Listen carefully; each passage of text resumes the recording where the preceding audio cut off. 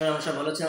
আমরা দেখছি Joydeep YouTube channel. ইতিমধ্যে জানিয়ে গেছেন যে আমাদের মাদ্রাসা সার্ভিস কমিশনের গ্রুপ ডি পরীক্ষা শুরু হচ্ছে আগামী 1 তারিখে। তো আমাদের সামনে বলে দেই এই টপিকগুলো আমাদের কিন্তু অঙ্ক থেকে থাকবে। তো সমস্ত টপিক কিন্তু আমি ভিডিও আকারে আমাদের কাছে 2 বা 3 দিনের মধ্যে সম্পূর্ণ সিলেবাসটা কমপ্লিট করে দেবো, কোন নিয়মে অঙ্ক করতে হবে।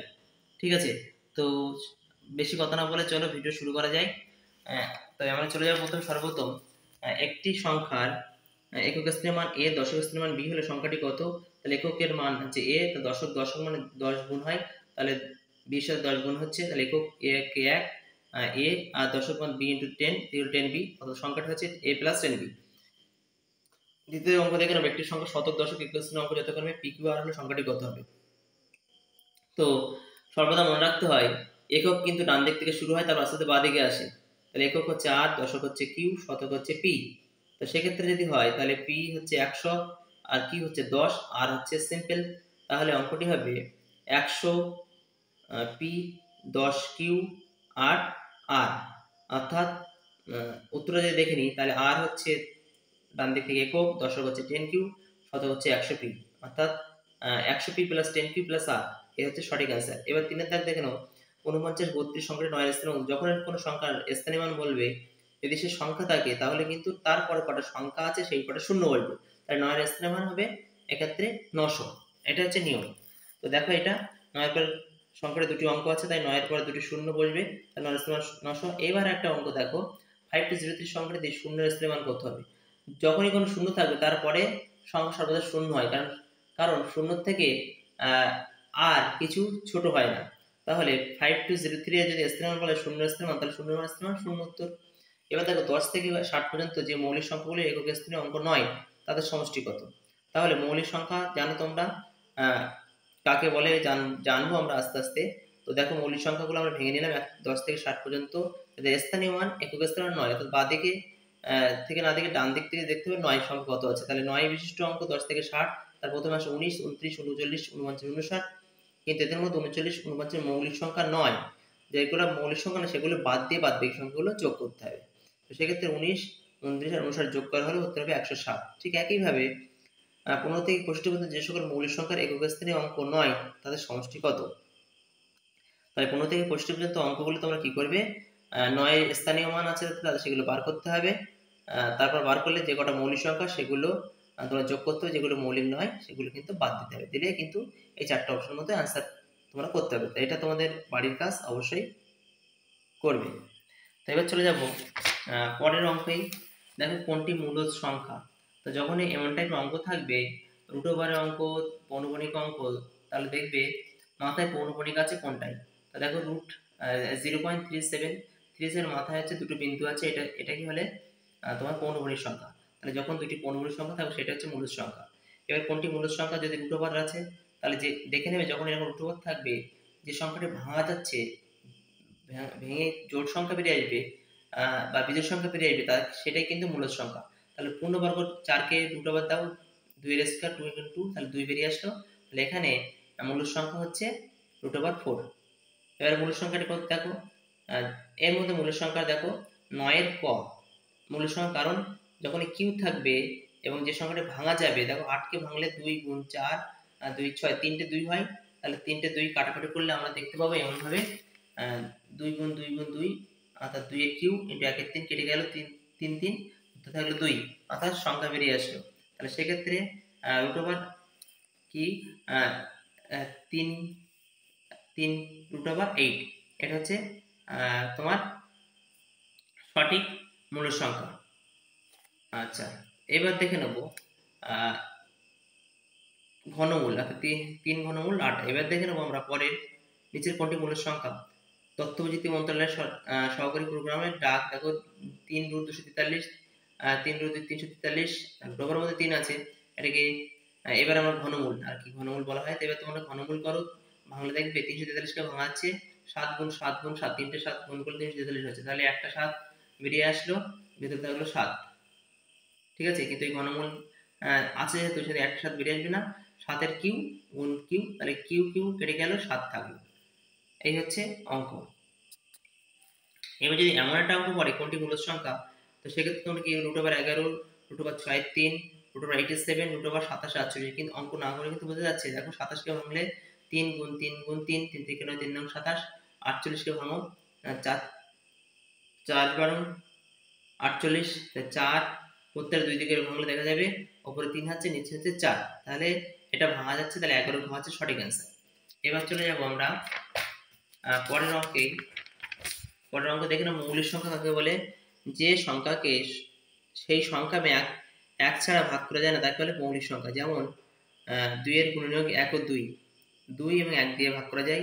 তেমন ভাবে 7 13, দেখো 13টা অঙ্ক দেখো, 13 কে শুধুমাত্র 1 ও 13 দিয়ে ভাগ করা, তাহলে এটা মৌলিক সংখ্যা। যৌগিক সংখ্যা কাকে বলে? যে সকল সংখ্যা 2 এর বেশি স্বাভাবিক সংখ্যা গুণনীয়ক থাকে তাকে যৌগিক সংখ্যা বলে। 8 এর গুণনীয়ক 1 দিয়ে ভাগ করা যায়, 2 দিয়ে ভাগ করা যায়, 4 দিয়ে ভাগ করা যায়, 8 দিয়ে ভাগ করা যায়, অর্থাৎ অনেকগুলো সংখ্যা দিয়ে ভাগ করা যায়, তাকে বলে যৌগিক সংখ্যা। ঠিক আছে। আচ্ছা, এবার প্রশ্ন থাকে 1 কেন মৌলিক সংখ্যা নাই? মৌলিক সংখ্যার গুণনীয়ক থাকে দুটি, যেমন 11 স্বাভাবিক গুণনীয়ক 1 এবং 11, তাই 11 মৌলিক সংখ্যা। কিন্তু 1 এর গুণনীয়ক শুধুমাত্র 1, অর্থাৎ 1 এর গুণনীয়ক আছে একটি, তাই একে মৌলিক সংখ্যা নয়। সবচেয়ে ছোট মৌলিক সংখ্যা কত? 2। সবচেয়ে বড় মৌলিক সংখ্যা এর সম্ভাবনা এটা হচ্ছে অসীম। ঠিক আছে। এবার দেখে নাও 1 থেকে 100 পর্যন্ত মৌলিক সংখ্যার সংখ্যা কয়টি? তো এখানে দেখো 1 থেকে 100 পর্যন্ত মৌলিক সংখ্যার সংখ্যাটি পরপর দেওয়া রয়েছে এখানে। আমি যাচ্ছি না, সরাসরি আমরা অঙ্কে চলে যাব। তো অঙ্কে গিয়ে আমরা দেখে নেব কিভাবে অঙ্কগুলো হয়েছে। তো চলো আমরা অনুশীলনে চলে যাব। ক্ষুদ্রতম মৌলিক সংখ্যা কত? তো তোমরা জেনেছো ক্ষুদ্রতম মৌলিক সংখ্যা 2, সবচেয়ে মৌলিক সংখ্যা 2, 1 আর 2 দ্বারা ভাগ করা যায়। আর জোড় মৌলিক সংখ্যা কয়টি? জোড় মৌলিক সংখ্যা হচ্ছে একটি, তাহলে 2। হ্যাঁ, জোড় মৌলিক সংখ্যা একটি, 2 আর বাদ বাকি সব বিজোড় সংখ্যা। নিচের কোনটি মৌলিক সংখ্যা নয়? তাহলে দেখ 91, 87, 63, 59। তো এর মধ্যে কোনটি মৌলিক সংখ্যা নয়? মৌলিক সংখ্যা অর্থাৎ সেই সংখ্যা 1 দিয়ে ভাগ করা যাবে, কিন্তু এমন একটা সংখ্যা থাকে তাকে অন্য সংখ্যা দিয়েও ভাগ করা সম্ভব। তো এক্ষেত্রে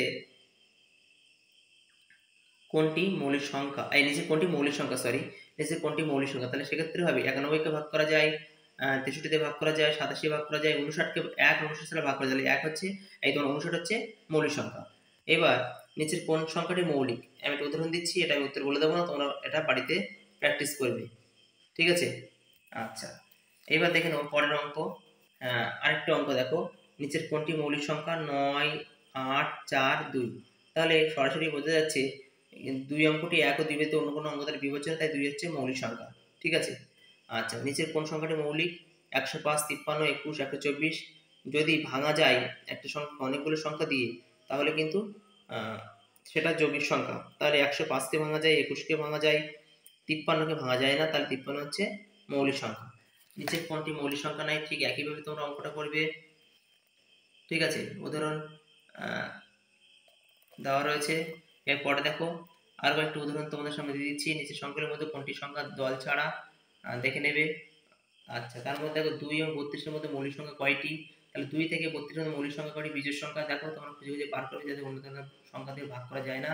সেক্ষেত্রে 2 আর 32 মধ্যে 3, 5, 7, 11, 13, 17, 19, 23, 29, 31, মোট মৌলিক সংখ্যা 10টি। ঠিক আছে। এমন টাইপের অঙ্ক তোমাদের কিন্তু পড়বে। এবার দেখো 36 দাগের অঙ্ক 1 থেকে 50 পর্যন্ত কতগুলি মৌলিক সংখ্যা আছে, তা তোমরা ঠিক এমনভাবে যোগ করবে। আচ্ছা, 25 থেকে 55 এর মধ্যে মৌলিক সংখ্যা কয়টি? তোমরা খুঁজে বার করে 25 থেকে 55 এর মধ্যে মৌলিক সংখ্যা 7টি দেখো, 29, 31, 37, 41, 43, 47, 53 বিজোড় সংখ্যা। এদেরকে অন্য সংখ্যা ভাগ করা যায় না, এটা হচ্ছে মৌলিক সংখ্যা। ঠিক আছে। আচ্ছা, এবার চলে যাবো আমরা পরের অঙ্কে। দেখো 15 থেকে 30 এর মধ্যে মৌলিক সংখ্যাগুলোর যোগফল কত? নিশ্চয়ই মৌলিক সংখ্যা বার করতে হবে, তার যোগফল প্রত্যেক সংখ্যা বসিয়ে যোগ করতে হবে, উত্তর বেরিয়ে যাবে।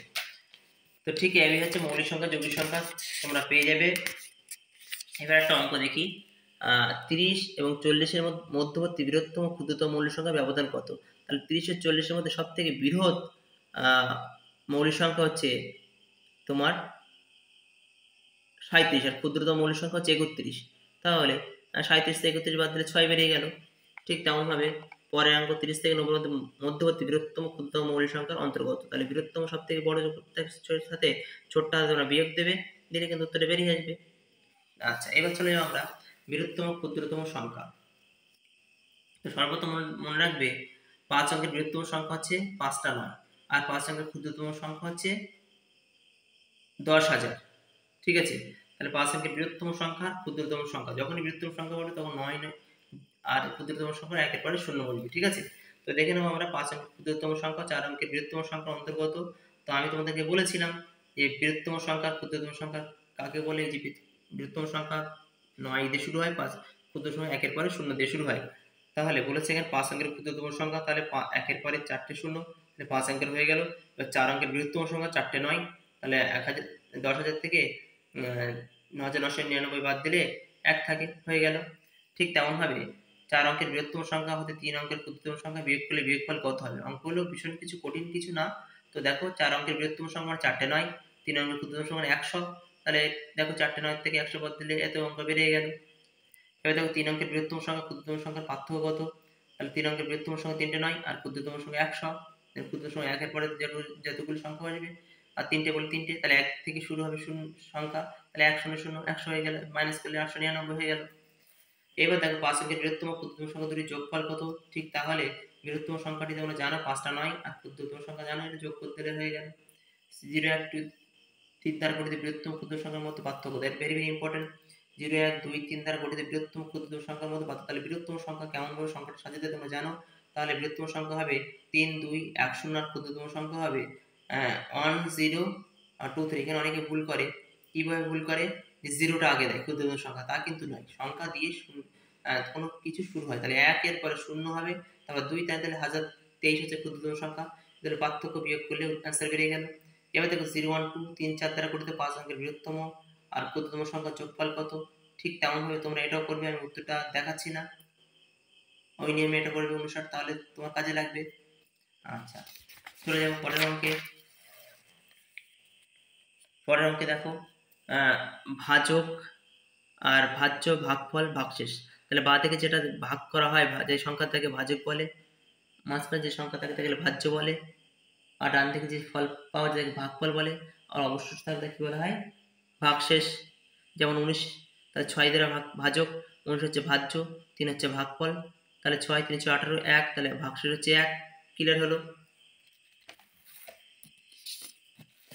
আচ্ছা, এবার আমরা দেখে নেব অঙ্ক।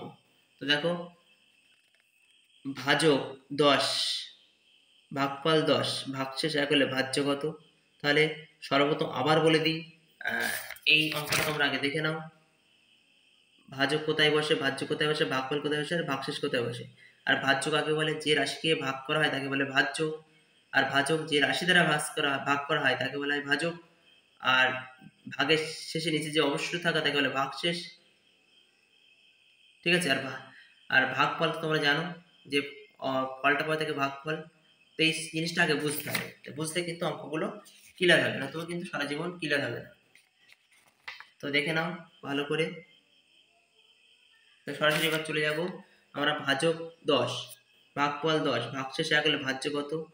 ঠিক দেখো, ভাজ্য সূত্র হচ্ছে ভাজক গুণ ভাগফল প্লাস ভাগশেষ, তাহলে ভাজ্য ইজিক্যাল টু ভাজক গুণ ভাগফল প্লাস ভাগশেষ।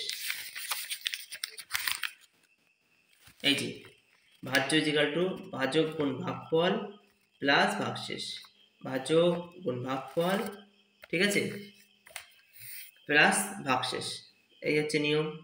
এবার দেখো ভাজক 78, ভাগফল 25, ভাগশেষ ভাজকের 1/3, তাহলে ভাজ্য কত? তো দেখে নাও, উত্তর বলা আছে ভাজক গুণ ভাগফল ভাগশেষ ভাজ্য। 78 হলো ভাজক, 25 হলো ভাগফল, আর ভাগশেষ ভাজকের 1/3, তাহলে 78 হচ্ছে তোমার ভাজকের 1/3, 1/3, তাহলে 26, আর এগুলো গুণ করলে 950 976। এবার দেখো ভাজক ভাগফলে 10 গুণ ভাজক 0.5 হলে ভাজ্য কত? তোমরা একই নিয়ম জানো, ভাজক 0.5, ভাজক ইজিক্যাল টু ভাগফলের 10 গুণ, ভাগফলের 10, তো ভাগফল 0.05, অর্থাৎ ভাজ্য ইজিক্যাল টু ভাজক গুণ ভাগফল 0.5 ইন্টু 0.05, 0.025 হচ্ছে সঠিক অ্যান্সার। এবার 100 থেকে 200-এর মধ্যে 3 দ্বারা বিভাজ্য সংখ্যা কয়টি? ভেরি ভেরি ইম্পর্টেন্ট প্রশ্ন। শুরুর দিক থেকে 3 দ্বারা বিভাজ্য সংখ্যা হলো 102, এবং শেষের দিক থেকে 3 দ্বারা বিভাজ্য সংখ্যা হলো 198। তাহলে 100 থেকে 200-এর মধ্যে 3 দ্বারা বিভাজ্য সংখ্যা দেখো, 198 মাইনাস 102 ভাগ 3 প্লাস 1 এর 33টি। এই নিয়মটা তোমাদের জানতে হবে। 100 থেকে 200-এর মধ্যে 3 দ্বারা বিভাজ্য সংখ্যা কয়টি? তাহলে শুরুর থেকে 3 দ্বারা বিভাজ্য, শুরুর থেকে হবে 100 থেকে 102 কে 3 দ্বারা বিভাজ্য করা যায়, আর শেষেরটা নিতে হবে 198 কে 3 দ্বারা বিভাজ্য করা। এবার দুটোকে বিয়োগ করতে হবে, বিয়োগ করে 3 দিয়ে ভাগ করতে হবে, যে সংখ্যা দ্বারা বিভাজ্য করতে বলছে সেদের সংখ্যা দ্বারা ভাগ করতে হবে, সঙ্গে 1 যোগ করতে হবে, তাহলে মূল সংখ্যাটি বেরিয়ে যাবে। এবার দেখো ঠিক একই নিয়মে দিচ্ছি আমি। 100 থেকে 300 মধ্যে 5 দ্বারা বিভাজ্য সংখ্যা কয়টি? তাহলে তোমাদের কি করতে, 100 পরে যেটা শুরু সেটা নিতে হবে, আর 300 পর্যন্ত 5 দ্বারা বিভাজ্য সংখ্যা কয়টি? তাহলে 100 থেকে 300 উভয় 5 দ্বারা বিভাজ্য সংখ্যা, তাহলে 100 হচ্ছে, আর 300 হচ্ছে, তাহলে 300 থেকে 100 বাদ দাও, বাদ দিয়ে 5 দিয়ে ভাগ করে প্লাস 1 0, 41 হয়ে গেল। ক্লিয়ার হলো? ঠিক একইভাবে আরেকটা অঙ্ক আমরা দেখে নেব।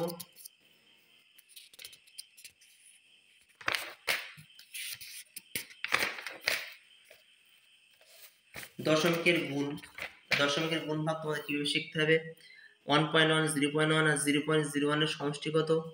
তাহলে এই অঙ্কগুলো তোমাদের একটু শিখতে হবে। 1.1 মানে একের পর এক, তারপর 3টে শূন্য দিলাম, যেহেতু মেন সংখ্যাটা আগে বড় সংখ্যা কত আছে দেখো 0.11, তাহলে সেই ফর্মে আমাদেরকে নিয়ে যেতে হবে। তাহলে 0.011 লাস্টে থাকলো, ঠিক আছে, তার উপরে 0.01 মানে 0.01 এর পর আরো শূন্য দাও, তাহলে 0.110 এর সাথে মিলবে। আর 1.1 মানে 1.1 3টে জিরো, তাহলে একের পর 3টে জিরো দিয়ে যোগ করে দাও, 1.121 হচ্ছে সঠিক অ্যান্সার। ঠিক আছে, আচ্ছা এবার দেখো 0.01, 0.01, 0.001 এর গুণফল কত? তো দশমিক পর মোট 6টি ঘর হয়, তাই গুণফলের 6 অঙ্ক আগে দশমিক বসাতে হবে। তাহলে 6 অঙ্কের পর দশমিক 1 2 3 4 5 6, ঘরটা হচ্ছে রাইট অ্যান্সার।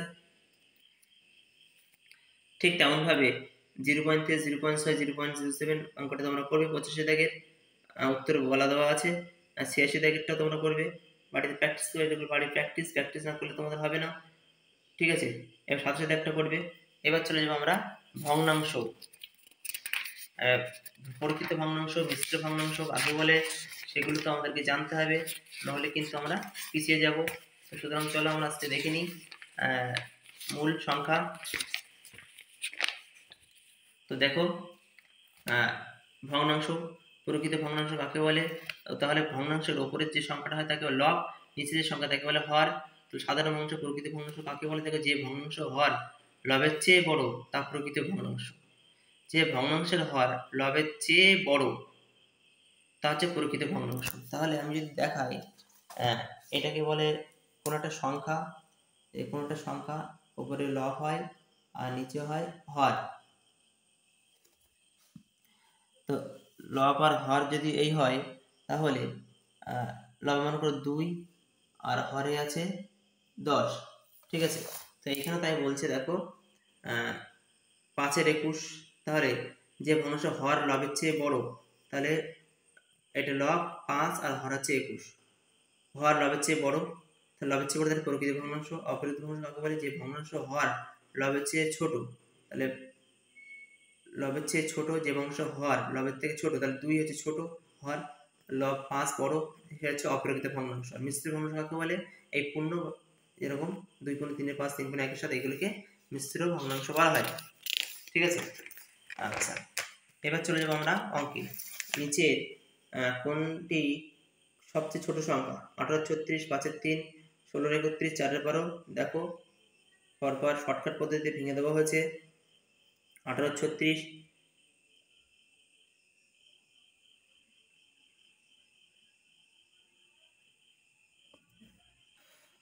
তো দেখো এখানে শর্টকাট পদ্ধতি বলা রয়েছে। 98 দাগের অঙ্ক আমি আর পড়ছি না, 99 দাগের অঙ্ক সমাধান করে দেওয়া আছে, 100 দাগের অঙ্ক সমাধান করে দেওয়া আছে, তোমরা দেখে নেবে। 101 এর অঙ্কটা দেখে নেবে, কোন সংখ্যাটি ক্ষুদ্রতম। শর্টকাট পদ্ধতি অনেক ভিডিও লেন্থ হয়ে যাচ্ছে। আজকের টপিকটা সংখ্যার যে অঙ্কগুলো সেগুলো আজকে শেষ করবো, নেক্সট দিন অন্য অঙ্কটা আমরা কিন্তু ধরবো।